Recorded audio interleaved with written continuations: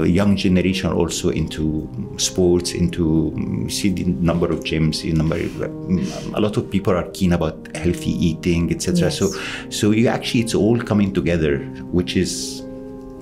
that's what I was saying earlier. You get actually the feeling of the whole country on how people are taking care of their own health, how productive they are, and all of that. So it's and this is Haleon, basically. Yes. This is what we're trying to do, and this is what we're trying to spread in the whole Middle East and Africa region. So we try to kind of all these tests. I retired, and obviously, but thankfully.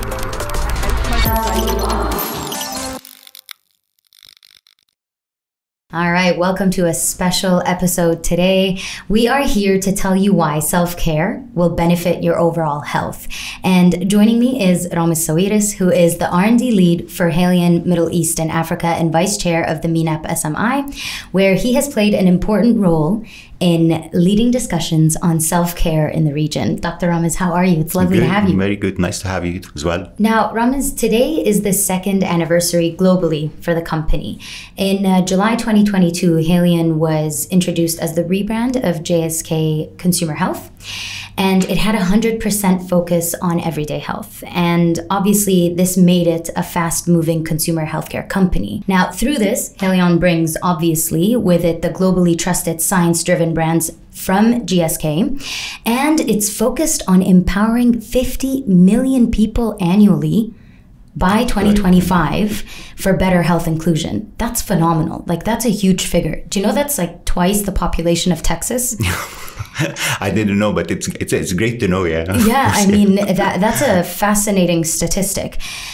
Furthermore, a key aspect of the movement towards, better health inclusion and inclusivity is self-care, especially when we're talking about preventative rather than reactive, exactly. Which we tend to lack in. I mean, we always wait until it's like we're on the cusp to get the self-care that we need rather than doing it from the very start in order to prevent it. Now, not so long ago, as you know, COVID hit the world. A lot of people faced restrictions in terms of like the access that they had to healthcare professionals, healthcare services, and that made them take, their health and their well-being into their own hands. Now, taking all of that into consideration, everything I've just mentioned, in the intro, can you define what self-care means and what it encompasses?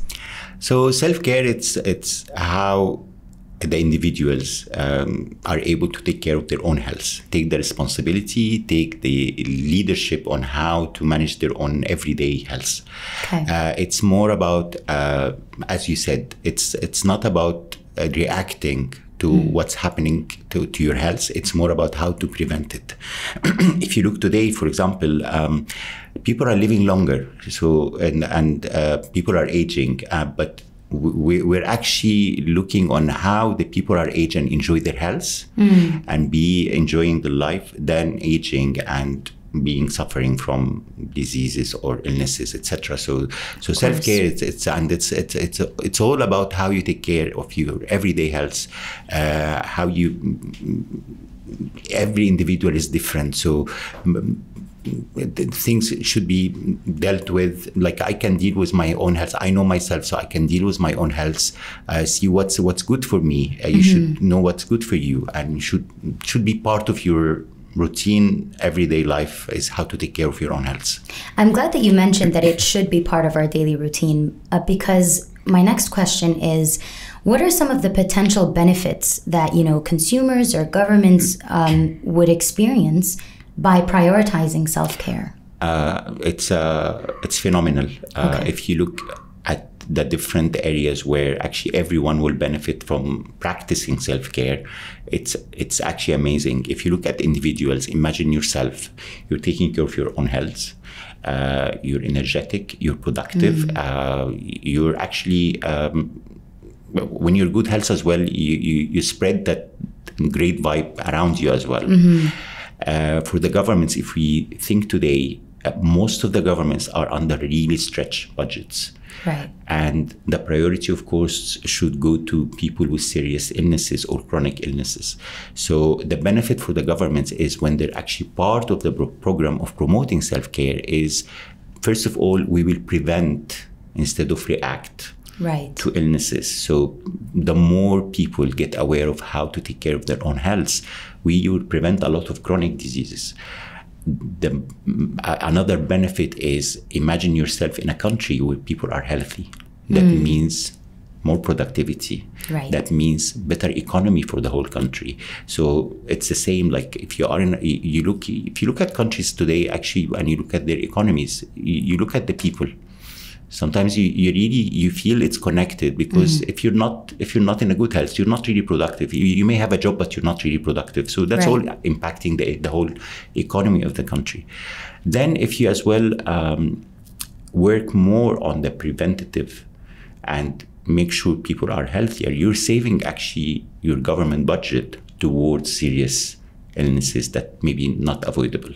Right. So it's a win-win situation for the consumer, for the government, and for the overall economy of countries. So it's really important here. Honestly, I absolutely agree with you, because I feel like the ROI for something like that is massive. Yeah. As you said, it is an investment in the future. And to be honest, you seldom find countries that have that forward thinking, and we're blessed here in the UAE to have that, to have that as part of the government's vision, as part of the leader's vision.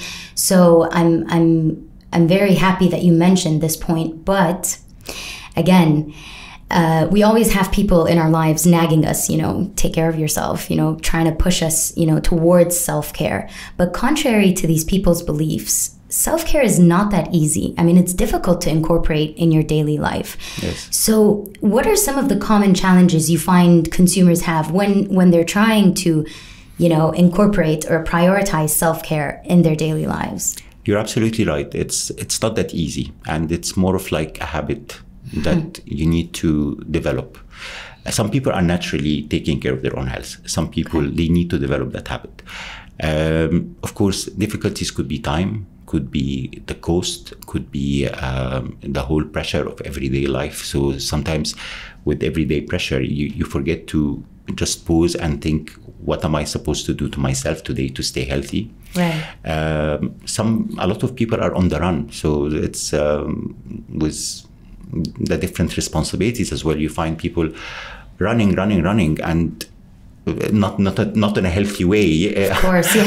Not at the gym, I wish, they take some time and actually do running in terms to take care of their own health. But it's running for whatever they have to do. Right. And if everyone will pause a bit and make sure that they take care of every day of their own health, they will be actually more productive. They will be more energetic. They will be, even their whole spirit will be better, even for their families, even like if you start today, like looking at young parents, if they start to build that habits, the next generation will come with the same habits. So it's actually it's like education. So it's actually as if you're educating even new generations to be more healthier, to take care of their own health. So it's really important. But yes, it's not easy. It's not easy. Yeah. And I love that you mentioned, future generations, because actions do speak louder than words. And when you set the example for the generations to come, it's easier to pass down those positive habits. And obviously with that comes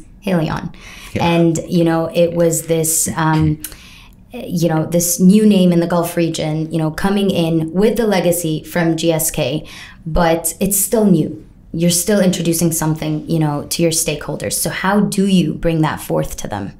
So as you mentioned, Haleon is coming from the legacy GSK Consumer Health. So it's not really new. It's from decades. The company got separated and named as Haleon. We're actually celebrating 2 years global anniversary today. It's famous with a lot of brands that the consumer love or they use. We consider our brands to a certain extent household brands. We, let's say, operate in pain category, in the respiratory category, in the oral care, in the multivitamin and nutritions, etc. So some of our famous brands that probably, at least I'm using, like Panadol, like Sensodyne, and many others. And Haleon actually is about delivering everyday health with humanity. So the whole self-care agenda in the company started already in JSK Consumer and continue today with Haleon.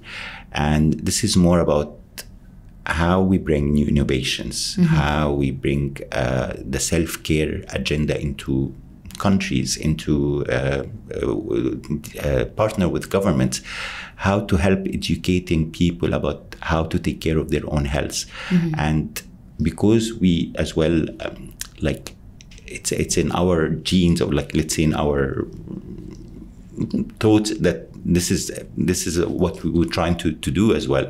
We'd like to spread that to everybody. So we'd like to find that people are actually taking care of their own health, be more in control of their own health, be more selective on how to take care of their own health, be able that if they cannot reach a healthcare professional, that they can actually seek the advice maybe of a pharmacist, or look on what's suitable for them and start to basically self-use it.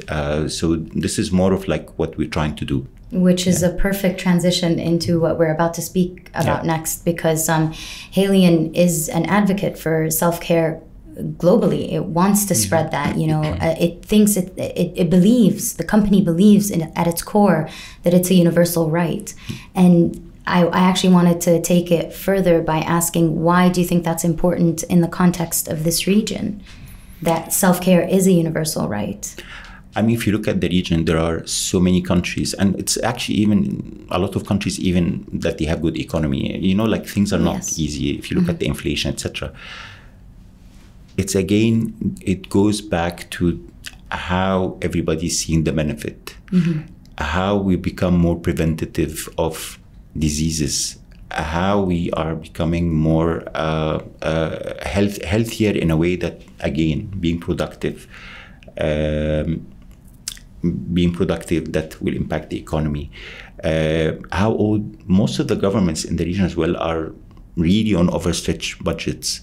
And usually health is very important. So a lot of budget goes into health. So it would be good to at least save a lot of that budget when doing a lot of preventative actions by taking care of everyday health. So imagine that today in countries where the budget is very stretched in a way that you cannot find enough budget to treat serious illnesses or chronic illnesses, you're going to save a lot of the budget from the prevention, and you can allocate the budget into treating more serious diseases or people with more serious illnesses. So it's really beneficial. If you look at the overall picture, you will find out it's how important and how that should be part of the, let's say, the system in the country, and the legislations on how to promote that, and how to put the right regulations for it, and make it more like even a new law for self-care. And it's also part of, there are so many links involved in that vision. I mean, one of the links is how the company is envisioning, expanding that role to pharmacists when it comes to self-care. So, which is another step further. I mean, how are you going to collaborate with pharmacists to encourage consumers to embark on this self-care journey? I mean, pharmacists, definitely, it's very important in that journey. Because after all, if you're looking, if I have pain, if I have a headache, if I have something that I'm not sure what it is, I think the easiest way is to consult a pharmacist, because I have a pharmacy near my house. I can just walk in, talk to the pharmacist. So we're investing a lot behind pharmacist programs as well, and how they can probably put the right advice, and they can share a lot of information about the products, the use of the products. They can ask about the symptoms. They can even give some of the warnings that the people need to take care of while using some of the products, etc.